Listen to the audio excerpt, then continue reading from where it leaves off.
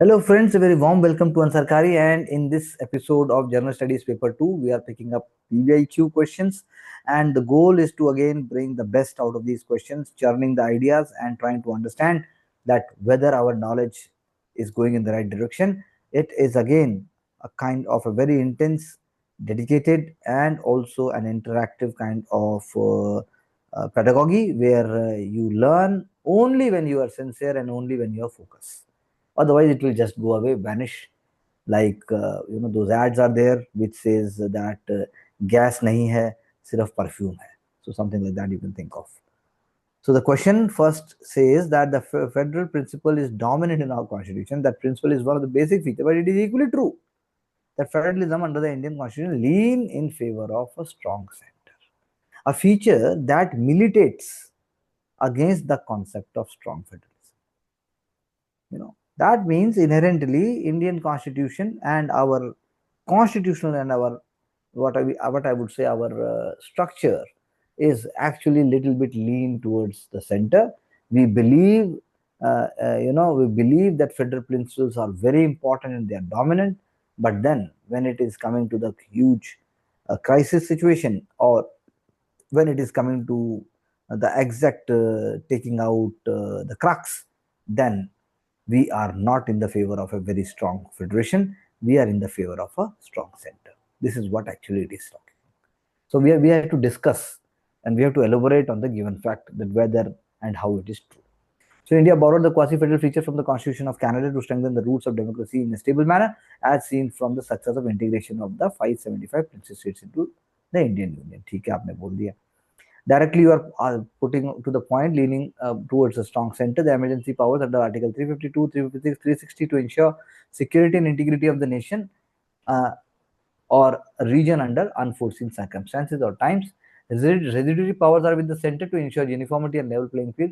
We have to bring one example over here, strengthening away of federalism. For example, cybersecurity policy to intact the interest of all citizens irrespective of the place of residence. Discretionary powers of the President of India and the Governor of State. Recent President usage of asking Supreme Court's advice on the timeline for Governor not giving us into bill. I think wonderfully put up. Very very innovative and good points are here. Financial devolution via Finance Commission under Article 280 to maintain vertical and horizontal equity and to address differential needs to ultimately empower states and their bonds, cooperative and cooperative federalism.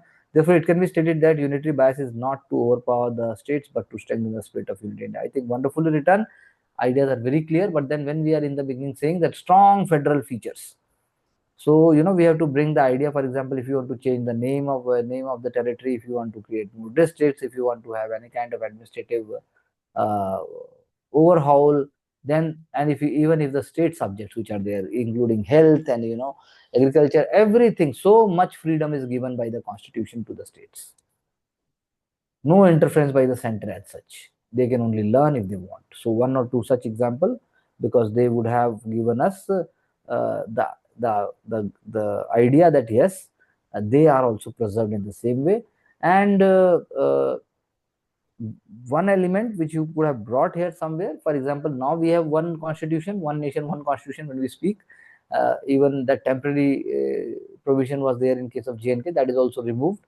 But then you just look at the constitution and you feel like, why we have given scheduled areas, why we have given special privileges to certain states, and even those states certain powers are given to the governor. Parts of Maharashtra in Marathwada and Vidarbha region, parts of Jharkhand, parts of those backward areas which are given special attention in the constitution. That is all because of federal feature. That is all because of the fact that they are unique and they are given they are given the place. तो एक दो element वैसा ले आते. Question sir मतलब first आपने तो ये बोला कि वी हैव फेडरल जो फीचर्स है भाई बट देखिए, अल्टीमेटली तो हाँ वो की पॉइंट रेज करने के लिए बोल रहा है हाँ कि बिल्कुल नहीं, वो उसने पिच रेस करने के लिए बोला. हम्म असल में तो उसने पूरा, देखो ये जो पूरा सेंटेंस है जैसे अब दिव्या लिखती है, इतना ही बड़ा है, ये एक पैराग्राफ बन गया कायदे से. तो हम्म यूपीएससी का जो क्वेश्चन है वो क्वेश्चन ना तो पैरा है, ना वो ग्रामेटिकली करेक्ट होगा, ना कुछ होगा, हमें बस इंटरप्रेट करना है.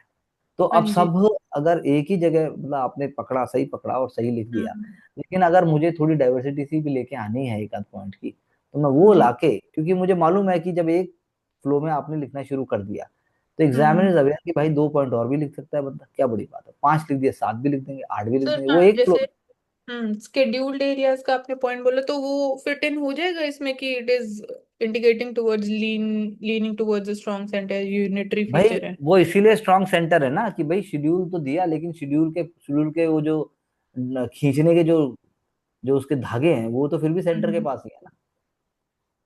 सब जी। कुछ तो सेंटर के पास है। At the end of the day उसको चलाओगे कैसे, उसके बाद उसको सस्टेन कैसे करोगे। जैसे अब नॉर्थ ईस्ट है, नॉर्थ ईस्ट जी। को ही आप देख लीजिए आज की डेट में। अ, हम्म।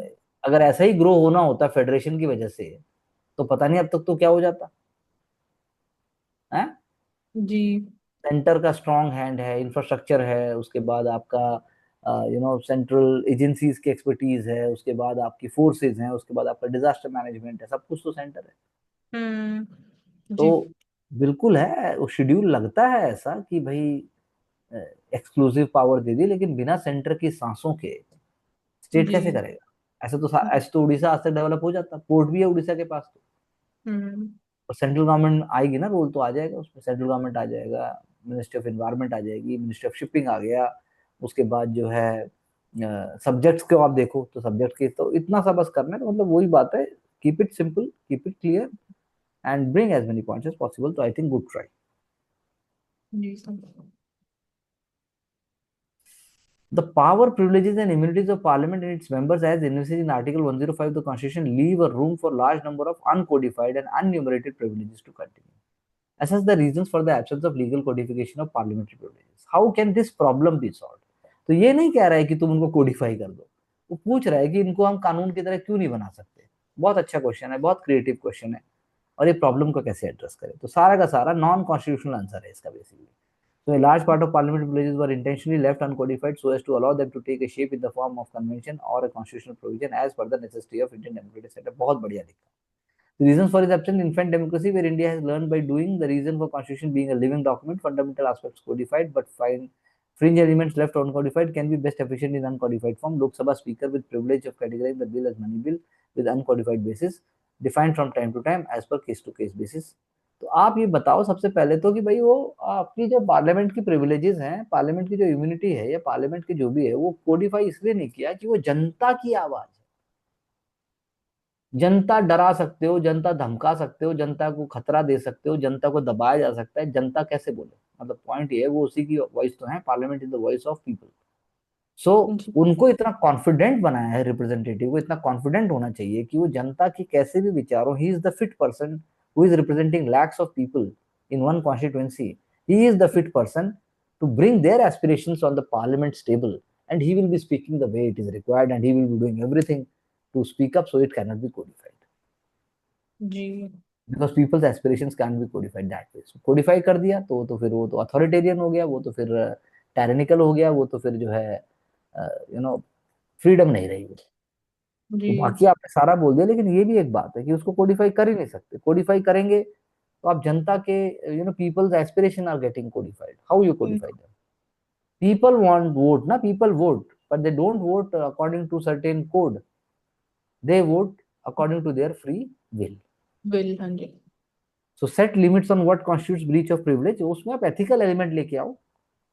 सेट लिमिट्स का मतलब आप उसमें लेके आइए कि ethical standards and efficiency and also constructive debates must take place, rather than name calling और वो जो करके करते हैं, या जो पॉलिटिकल जो standards of debates are getting down, उसको क्वेश्चन करो। जी। आर्बिट्रेरी पनिशमेंट तो नहीं होती है, इंश्योर ट्रांसपेरेंसी एंड अकाउंटेबिलिटी वो तो है, लेकिन उसको और ज्यादा करो। आपको याद होगा, इससे मुझे ध्यान आता है कि हमारे जो एक ऑनरेबल मेंबर ऑफ पार्लियामेंट थे राज्यसभा में, उनकी हम्म। सीट के ऊपर कुछ पैसे मिले थे, जी। याद है, 70,000 रुपए। हम्म। अरे अभिषेक मनु सिंघवी की सीट पे पैसे नहीं मिले थे। तो धनखड़ साहब ने कहा था कि मैं इस पे ये करूंगा, कार्रवाई करेंगे, पता लगाएंगे, कहाँ कुछ हुआ। अरे महुआ मित्रा का लास्ट टाइम तो ये तो याद है, एथिक्स कमेटी तक हाँ। केस गया था, सब क्या निकला उसका, कुछ नहीं, चुनाव हुए, बात खत्म, पार्लियामेंट हम्म। डिसॉल्व, बात खत्म। तो ये बहुत अच्छा पॉइंट है कि align privileges use with the constitutional morality and democratic norms, ये बहुत अच्छा पॉइंट है। यानी कि हमें मोरल स्टैंडर्ड्स को पब्लिक लाइफ में उठाना है, हम्म। ताकि जो मेंबर ऑफ पार्लियामेंट है वो अकाउंटेबल हो सके, वो कुछ भी करके नहीं बच सकते। जी। बस ये वाली बात है। तो therefore plagiarism should be used as a bridge, and I think intention is right, but वही है कि एक आध बस कीवर्ड मोटे मोटे भारी भारी, बस बाकी सब ठीक है। What do you understand by concept of freedom of speech and expression? Does it cover hate speech also? Why do the films in India stand on slightly different plane from other forms of expression? Discuss. The freedom of speech and expression of a fundamental rights under Article 19 Constitution is a positive right that allows the citizen to freely express, share, and thoughts and belief without violating others' rights and sentiments and preserving nation's integrity and security. It is ambiguous to say whether hate speech will come under Article 19's umbrella or not, because it is not defined by the Constitution or law. But the freedom of speech and expression cannot allow hate speech in any way or form. For example, social media posts allow you to freedom express your views, and but it cannot be misused to incite violence on the grounds of religion. I think wonderfully explained. Basic explanation is there, not a problem. Films and Article 19, the reach and connectivity of the films people is huge. They can spread they can spread like inferno. For example, protest against movie Padmavati. Positive to देते भाई. Emotional connect and the following of actors with adoption of trend that go viral. Nattu nattu. बहुत अच्छा बोला. Thus movies are more closely censored and certified by the film certification and censor board to not just protect fundamental rights but also other fundamental. So the question is that films के case में slightly इसीलिए है कि films are the mirror of society. जी films films are again a very creative expression. Cigarette किसी को पीनी नहीं चाहिए, लेकिन वो सीन जब सिगरेट पी के ही बनेगा हम्म तो सिगरेट पिलानी पड़ेगी। जी डायरेक्टर जब बोलेगा कि ऐसा कर दे कि दृश्यम के रोंगटे खड़े हो जाए, तो फिल्म का जो freedom of speech and expression है उसके बियॉन्ड है। इसीलिए ओटीटी जी दबा के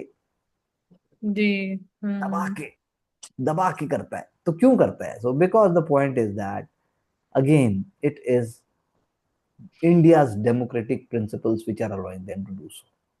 जी So films are on the slightly different plane because film किसी एजुकेशन पर्पस से नहीं बनती, सिर्फ समाज का आईना है।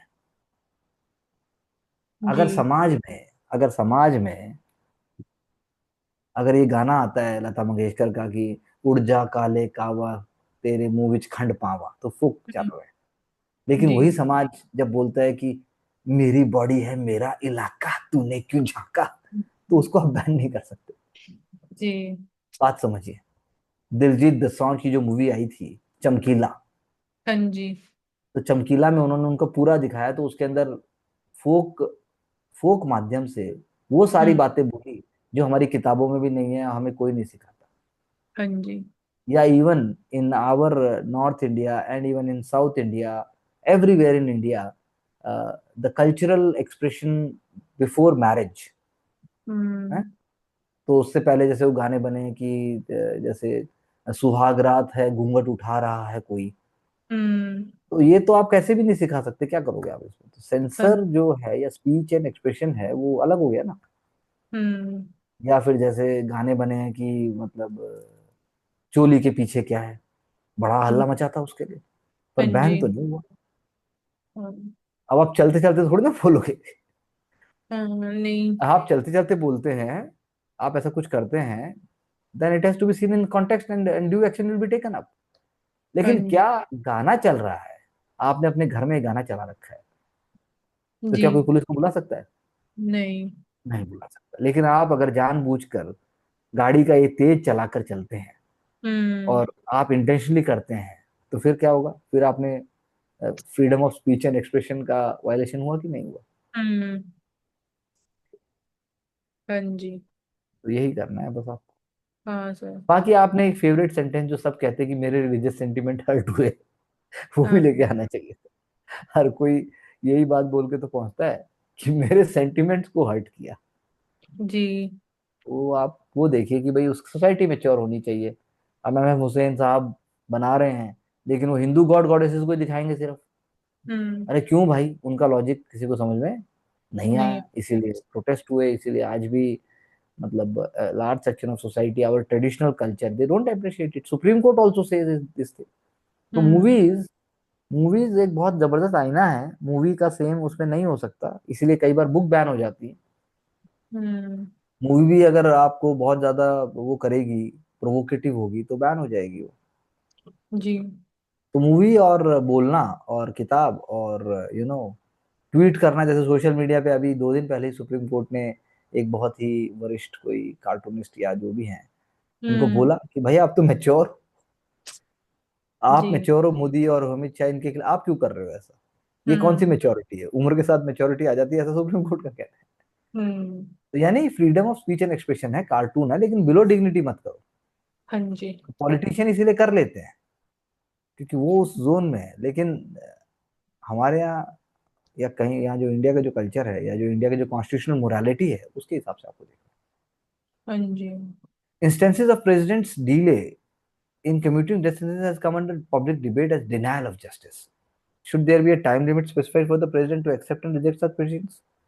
Justice delayed is justice denied. Presents one side of the story, such as the delays of commutation of death sentences. Time limit, अच्छा आप अगर बता रहे हैं time limit should be impose, तो फिर जुडिशरी या कुछ ने इसको बोला जाना चाहिए, आपको केस बताना पड़ेगा, आपको कमिटी बतानी पड़ेगी, तब आप लिखोगे।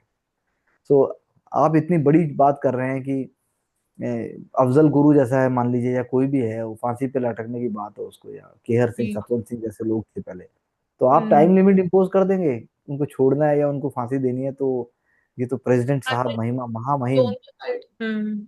महामहिम दोनों साइड राष्ट्रपति की जी। बात कर रहे हैं आप। चलिए देखते हैं। तो टू टू जी। To truly deliver the justice as stated by Supreme Court in case of under trials अलग चीज है, और फिर प्रेसिडेंट की डेथ सेंटेंस की कम्यूटिंग हाँ, अलग चीज है। आए तो यू थोड़ा कांट भी। Compare both. So prison hmm. Reforms अलग है, आप क्वेश्चन को कहीं और लेके, जैसा मैं समझ पा रहा हूँ वही हम्म। लेके जाना है।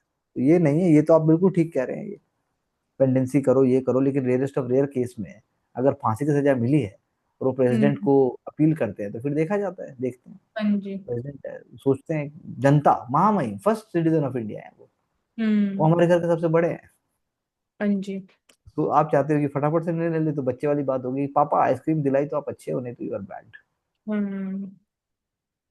तो तो सर इसमें फॉर में क्या रीजंस लिख सकते हैं फिर? फॉर में आप बता सकते हैं कि जो मतलब कि इंडिया के जो मतलब पूरा प्रेसिडेंस है, यानी जो रेयरेस्ट ऑफ रेयर का जो सुप्रीम कोर्ट ने डिफाइन किया है हम्म। और जिस हिसाब से वो चले हैं, और फिर उसके बाद आपको देखना पड़ेगा कि केस टू केस बेसिस पे देखना पड़ेगा, सबसे जी। Very important to see case to case basis. बहुत गंभीरता के साथ you have to see case to case basis, and then what message we want to give, hmm. क्या मैसेज हमें देना है। तो हमने कसाब है, अफजल गुरु है, और सबको किया, और वरना तो राजीव गांधी के जो कन्विक्ट्स थे, हम्म। वो तो देखो छूटने की बात भी आई ना कि उनको छोड़ हाँ भी जी। दिया जाए जब। हाँ सर। तो एग्जाम्पल है वो, डेथ सेंटेंस पे रो पे होते हैं बहुत सारे लोग, और India is not a country जहां पर कैपिटल पनिशमेंट को डेलिबरेटली बहुत सारा इनकरेज किया जाए, क्योंकि ये हम्म। डेटरेंस है ये। जी। हाँ। अगर ये भी हट जाएगा दिमाग से आपके, तो क्या ये वाकई लॉ एंड ऑर्डर और वाकई सोशल रिफॉर्म में मदद करेगा? कोई जरूरी नहीं। हम्म। तो आप इसको दोबारा देखेंगे डिफरेंट पर्सपेक्टिव से। तो फिर जैसे आपने नोट बताया। में हाँ, लिखा है सर। हाँ, not to be impose that is reduce the essence of discretionary pardoning power, severity of cases, बिल्कुल सही बोला आपने यहाँ पे point. Timeline may not do justice where more time is needed, justice hurried is justice buried, flexibility in decision making, बिल्कुल सही बात है, गेट कॉम्प्रोमाइज। तो बिल्कुल एग्जांपल लेके आइए कि क्यों सुप्रीम कोर्ट शंकर दयाल शर्मा जी के समय से या उससे भी पहले से कैसे एक आध आपको लाना पड़ेगा, एक दिखाना पड़ेगा। तो इतना जी। आसान नहीं, मिनिस्टर ऑफ होम अफेयर्स का रोल भी है, एडवाइस लेता है प्रेसिडेंट, तब बात होती है। हम्म। तो अगर हम इसमें देखें हिंदी में कि भाई सेंट्रल जो फेडरलिज्म वाला कॉन्सेप्ट है उसका है ये, यद्यपि परिसंघीय सिद्धांत हमारे संविधान में प्रबल है, वह सिद्धांत संविधान के और आधिकारिक अभिलक्षणों की बात करने वाली बात है। तो अब भारत राज्यों का संघ है, यह वाक्य आरंभिक रूप से भारतीय संविधान और संसद के परिसंघिता को दर्शाता है, ठीक है। नए राज्य भारत में जुड़ सकते हैं संविधान को अपनाकर, किंतु भारत के किसी, बिल्कुल ठीक, चलो आपने अच्छा समझाया। भारतीय संविधान का विकास विविधता, बिल्कुल सही समझाया। अंत में यह परिसंवाद की संकल्पना ने विरोध में भारतीय दृष्टिकोण को नहीं दर्शाता। संघ का अधिकार आपने बता दी, शक्तियों का बंटवारा, राज्य समवर्ती सूची, बजट और तो जैसे इंग्लिश में बहुत अच्छे पॉइंट्स हैं, हिंदी में भी अच्छे पॉइंट्स हैं, और समझा पा रहे हैं कि क्या बोलना चाह रहा है। यह जो है परिसंघवाद का विरोध नहीं करता, बल्कि भारतीय संघवाद की भावना दिखाती है। तो एक आध पॉइंट्स ऊपर से ले सकते हैं, बाकी यहाँ पर भी अच्छा लिखा गया है। अब ये देखते हैं संसद सदस्यों में कुछ अगर हमें मिलता है, तो अनुच्छेद 105 सदस्यों को विशेष अधिकारों और संरक्षण प्रदान करता है ताकि वह अपना कार्य बिना किसी हस्तक्षेप के कर सके, अभिव्यक्ति की आजादी हो। यह अवधारणा भारतीय संविधान 1935 से ली गई है किंतु स्वतंत्रता, गरिमा और मूल्यों के साथ संसद के सदस्यों को विशेषाधिकार 105, 194 अभिव्यक्ति की स्वतंत्रता, उन्मुक्ति 212 राज्य विधानमंडल में उन्मुक्ति, संसदीय कार्य प्रणाली प्रावधान अधिनियम के तहत संसद के भीतर बहस का मूल्यांकन के प्रसार पर रोक, निजता का अधिकार। तो अच्छे पॉइंट्स लिखे, एक दो पॉइंट्स इंग्लिश में हम लेके जा सकते हैं। इन सभी प्रावधानों का उद्देश्य क्या है? बाहरी दबावों से मुक्त करना, वही बात है, कोई प्रेशर नहीं होना चाहिए। किंतु लोकसभा अध्यक्ष द्वारा निलंबित किया जाना, बैठक में आने से रोका जाना, जन प्रतिनिधित्व अधिनियम तो हिंदी इंग्लिश में जो लिखा था वही मोरल प्रिंसिपल्स को उठाओ, कॉन्स्टिट्यूशन प्रिंसिपल्स को उठाओ, बेस वो वाले एलिमेंट भी बहुत अच्छे हैं, और एक दो एलिमेंट यहाँ से आया जा सकता है। भारतीय संविधान के मूल अधिकारों में भाग 3 अनुच्छेद 19 द्वारा वाक और अभिव्यक्ति की स्वतंत्रता का प्रावधान कुछ प्रतिबंधों के साथ दिया गया है। कुछ बिल्कुल सही बात है, हर व्यक्ति मुक्त रूप से उभर अपने विचार प्रकट करने के लिए मूलभूत अधिकार तो है, किंतु बिना प्रतिबंधों के उल्लंघन के जो सार्वजनिक व्यवस्था, नैतिकता और राष्ट्रीय सुरक्षा को सर्वोपरि बनाकर रखे गए हैं। घृणा, बिल्कुल सही बात है, मूक रूप को का हिस्सा नहीं है, किंतु यह अधिकार के दायरे का उल्लंघन है। सांप्रदायिकता, भेदभाव, राष्ट्रवाद के विरोध, भारतीय कानून घृणा वाक पर प्रतिबंध लगाता है। फिल्मों में समाज मूल्य भावनाओं को प्रसार करती है, इसलिए व्यवहार को आकार देती है, इसलिए भारतीय सेंसर बोर्ड द्वारा नियमों के उल्लंघन और राष्ट्रीय सुरक्षा के लिए प्रमाण पत्र और बैन लगाए। तो ठीक है, हमने काफी डिस्कस किया, तो you can obviously change it. मृत्युदंड का देख लेते हैं। भारतीय संविधान में राष्ट्रपति के लिए विशेष शक्ति और अधिकारों का वर्णन है, जिसके तहत अनुच्छेदों पर अनुच्छेद 72 राष्ट्रपति की क्षमा प्रदान करने की बात करता है। अनुच्छेद 72 क्षमादान, राहत, विराम, लघुकरण का प्रावधान किया गया है। क्षमा याचिका के आने के बाद राष्ट्रपति अपनी शक्तियों का प्रयोग मंत्रिपरिषद की सलाह पर करते हैं। इसमें लगने वाले समय के कारण न्याय मिलने में देरी नहीं होती। मानवाधिकार पहलुओं को ध्यान में रखकर इस प्रावधान का निर्माण किया गया, जो व्यक्ति अंतिम सजा से बचा कर व्यक्ति के साथ परिवार को भी सुधारने का, वाह बहुत अच्छा पॉइंट है ये। लास्ट में समय सीमा कम करने पर प्रशासनिक कार्य जल्दी पूरे होंगे, पारदर्शिता बढ़ेगी, सुधार की दिशा में वही वाली बातें जैसे आपने लिखा, लेकिन कठिनाइयां हो जाएंगी। पूर्णतः से जांच होना चाहिए, संज्ञानकता, अपराध दायरे और समय सीमा निर्धारित करने से राजनीति का प्रशासन दबाव बढ़ेगा। तो ये सारे पॉइंट्स हैं, कुछ पॉइंट हमने लिखे, अच्छा डिस्कशन किया, लेकिन हमें थोड़ा क्लैरिटी से उसको और लेके आना है, and I think we are done with it.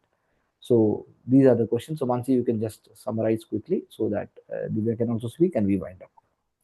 हाँ जी सर। सर जो मतलब सेंसिटिव टॉपिक्स पे क्वेश्चंस होते हैं, उसमें आपको फिर सुप्रीम कोर्ट के केसेस या जो भी एग्जांपल्स एक आध लेके बिल्कुल। सब्सटैंशिएट करना है, अगर उसको उस तरीके से लिखना है तो बाकी तो sir That will only make the difference. आप बताइए। सर एथिक्स के जो पॉइंट्स है सर वो भी लेकर आने हैं किस तरह से, और जो इंग्लिश वाले आंसर्स के पॉइंट्स और फैक्ट्स है सर वो डाटा देखना है। So continuous working, thinking, revising and going back wherever लगता है कि मुझे एक बार देखने की जरूरत है, तो 2 मिनट में हमने पूरे लेक्चर को रिविजिट कर लिया and then making sense out of it. So thank you very much one and all. Do make your own points, do write your answers, and also be very positive and keep moving so that you can get success with Ansar Karya.